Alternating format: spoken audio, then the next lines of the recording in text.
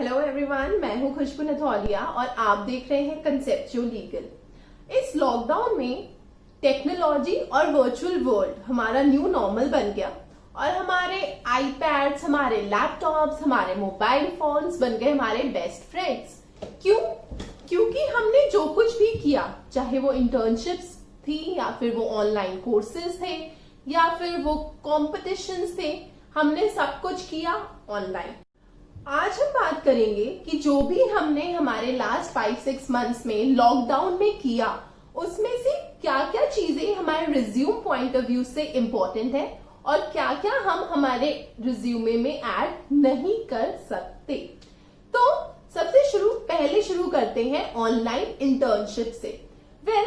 Summer में हम सबको पता है स्टूडेंट्स को मैंडेटरी होता है समर इंटर्नशिप करना, और जब तक लॉकडाउन नहीं था हम कोर्ट में जाते थे या लॉ फॉर्म्स में जाते थे और एक टाइम पर एक ही जगह पर इंटर्नशिप कर सकते थे। बट सबसे बड़ा चेंज जो हमने इस वर्चुअल वर्ल्ड में देखा वो ये था कि स्टूडेंट एक ही टाइम पे 2, 3, 4 जगह भी इंटर्नशिप्स कर रहे थे। तो क्या हम ये सारी इंटर्नशिप्स अपने रिज्यूम में डालें? अगर आपने एक ही साथ इतनी इंटर्नशिप की है, आपको उन सबको जस्टिफाई भी करना पड़ेगा कि आपने कैसे मैनेज किया। और अगर हर इंटर्नशिप में आपका काम सिर्फ कंटेंट राइटर का था, तो in that case I want to tell you guys that you guys are professional students of some professional courses. You are not a content writer unless and until you aiming to be one.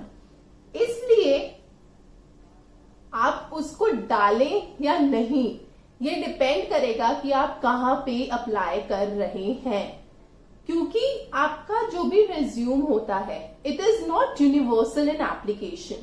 You need to amend that resume according to the place जहां पे आप उसको भेजते हैं, according to the post जिसके लिए आप apply कर रहे हैं। तो अगर मैं आपको एक एग्जांपल दूं, अगर मुझे किसी एडवोकेट को अपना रिज्यूमे फॉरवर्ड करना है टू गेट एन इंटर्नशिप और to be associated with him, in that case I will have to see कि मेरे एरिया ऑफ इंटरेस्ट में, स्टेटमेंट ऑफ ऑब्जेक्टिव में, पास्ट इंटर्नशिप्स में वो चीजें हैं जो मुझे वहां पे क्वालिफाई करने में हेल्पफुल होंगी। जैसे मेरे moot court competitions, client counselling competitions, जो मेरी स्किल्स, मेरी रिसर्च स्किल्स, मेरी पब्लिक स्पीकिंग स्किल्स को दर्शाएंगे।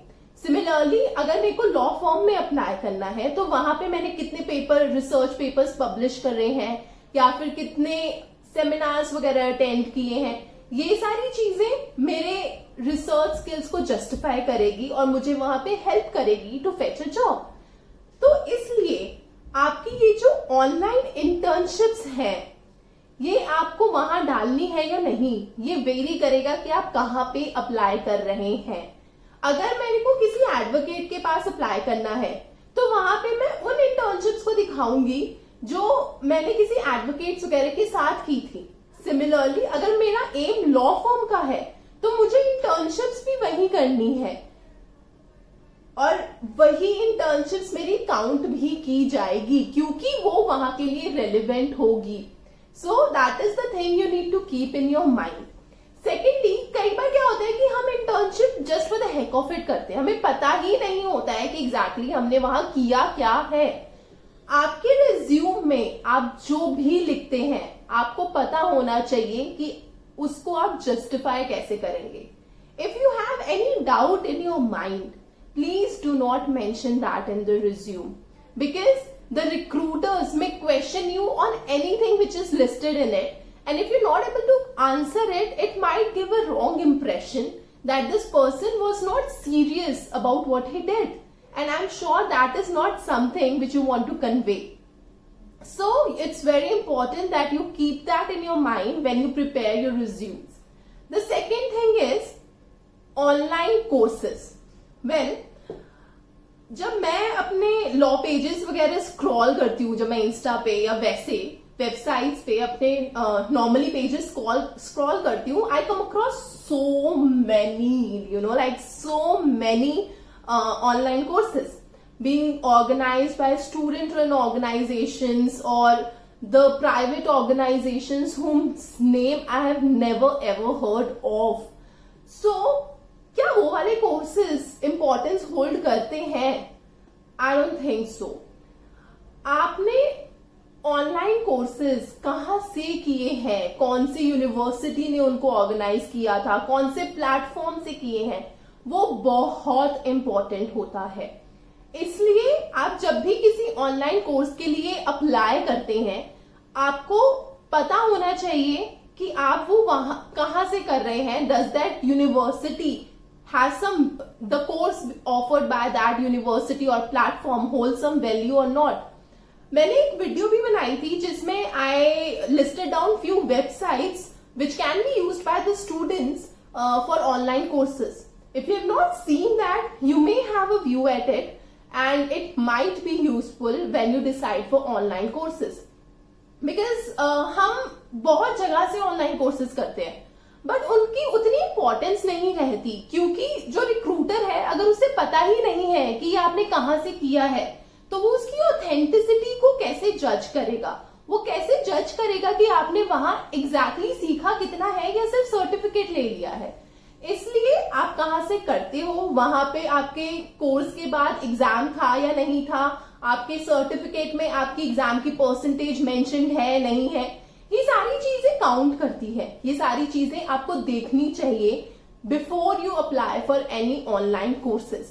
और आप अपने रिज्यूम में सिर्फ वही कोर्सेज मेंशन करेंगे जो फर्स्ट आपके एरिया ऑफ वर्क से रिलेटेड हो और सेकेंड किसी एस्टीम्ड यूनिवर्सिटी या प्लेटफॉर्म के थ्रू कराए गए हो. Now coming to the third thing which the students did were webinars. Like an number of webinars in this lockdown. सुबह शाम रात, एक दिन में 2-2 3-3 and I think students must have collected 100-500 certificates of those online webinars. तो क्या सारे लिख दें? नहीं. आपका resume should be precise and it should be to the point. It should be according to the place you are applying for. इसलिए आपके लिए बहुत जरूरी है कि आप फिल्टर कीजिए. आप फिल्टर कीजिए अपने सर्टिफिकेट्स.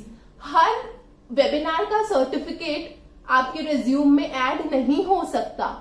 सिर्फ और सिर्फ वो वेबिनार्स जहां पे आपने ई सेमिनार्स कंडक्ट किए थे, अगर जहां पे आपने पेपर प्रेजेंट किया है, ये चीजें आप मेंशन करते हैं क्योंकि वहां पे आपकी प्रेजेंटेशन के थ्रू आपकी कम्युनिकेशन स्किल्स दिखती हैं, आपका रिसर्च स्किल्स दिखता है. But other webinars were for your knowledge, were for your legal awareness, legal understanding. उसको आप रिज्यूम्स में ऐड नहीं करेंगे unless and until it was something very prestigious or something worth to be mentioned. Otherwise, please restrain yourself from writing everything in your resume. I'm sure you will not want that the recruiters see your resume of 6-7 pages and say no. Nobody has that much of time कि वो आपका इतना लंबा देखे resume. आपको वहां पे सिर्फ वही चीज लिखनी है जो आपको हेल्प करेगी टू फेच दैट जॉब. और webinars are for your understanding of law, for enhancing your legal awareness, your legal knowledge, your knowledge of the subject. So please do not treat it as something जिसमें आपको certificates के लिए आप सिर्फ कर रहे हैं webinars. The certificates are not the aim. The aim is that you learn. So please have that in the back of your mind whenever you attend those webinars, because they do not have much importance in your curriculum, in your resumes. Coming to the last thing which I want to talk about is competitions. There were n number of quiz competitions, debate competitions, ye competition, wo competition. Organized by student-run organizations, some private organizations, name never heard of. Do they hold value? If you have scored some position, yes. If you won those competitions, yes, you may mention them. But just participation certificate, no. Please restrain yourself from doing that. whether it's a moot court competition, whether it's any other competition, if you are if you've held some position, you should mention that. But just filling the pages and writing participation certificates is not that much of importance unless and until you do not have anything else to write upon.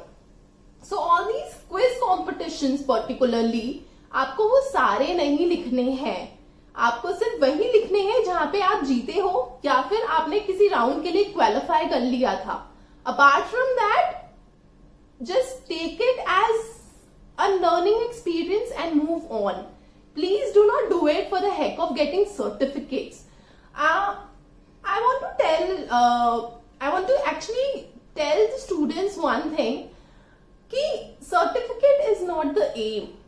The aim is that you learn and you enhance your knowledge, because that is what will help you in your coming futures. So be focused, try to do whatever you can, but whenever you write your resume, do not write everything in it. You will not want the recruiter to feel that इतना बड़ा मैं क्यों पढ़ूं. You will definitely want him to at least have a look at it, and he will have a look at it only when you will make it in a manner that he find it worth to be looked upon and to spare his 10-15 minutes on it. तो उसके लिए keep in mind few things. The first, there is no uniform umbrella resume which can be applied everywhere. You need to amend, you need to mold your area of interest, your internships, your objective according to the place where you're finding. Second, it should not be too lengthy, maximum 2 pages, and that is it about it. Third, do not write anything for the heck of it. आप जो भी लिखते हैं उस पे आप question किए जा सकते हैं. तो अगर आपको उसके बारे में नहीं पता तो या तो आप उसे लिखे नहीं, और अगर लिखे तो उसके बारे में अच्छी से पढ़ के जाइएगा. So that is it about it.